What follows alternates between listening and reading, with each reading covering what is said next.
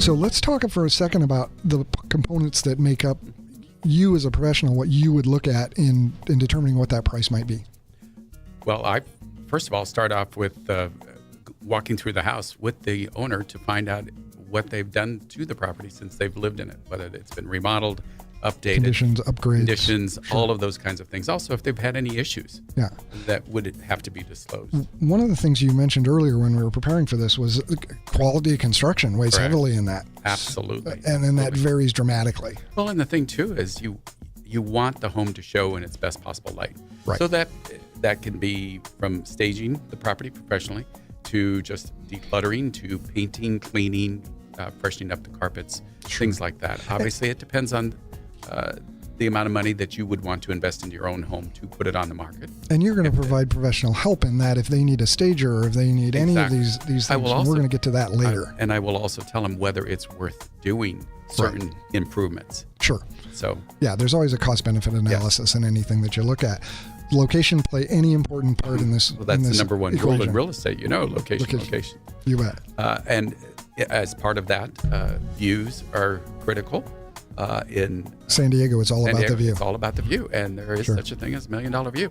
The issue is it's hard to place a value. That's very subjective. So each buyer will have their own opinion as to what they think your view is worth. And you can't put a hard number on that like you can other components of the house, like bedrooms, bathrooms, square footages, those kinds of things. Noise is a big thing. Noise is a very big thing. I would think is a big thing. Schools weighing into this Schools equation? are very, very important, very critical to folks, and we can give them all of that information pertaining to that. So go ahead. All of these pieces are just weighing this in. Is just a tip of the minuscule. iceberg. Yes. Which is why, again, you want to have that real estate professional. I sound like a broken record here, but man, these guys know what they're doing. And it pains me to see the people who goes out and pounds a sign into their front yard, and paint for sale on it and think they're going to get top dollar. Because it's some of the simplest things in the world to do that your true real estate professional who knows your market is going to be able to help you with. And that's what I do with my folks. And I educate them too as to what I think their major pushback may be, whether it be from price, location, condition, or whatnot, and to expect that kind of feedback. That is one of the other tips, though, for sellers is to take criticism that comes your way from the feedback from the buyers or other agents and use it to your benefit. In other words, if we're hearing the same thing over and over again, then let's see if we can address it. You have to take the emotion out of it, and look at it as a business transaction. And so it's easy.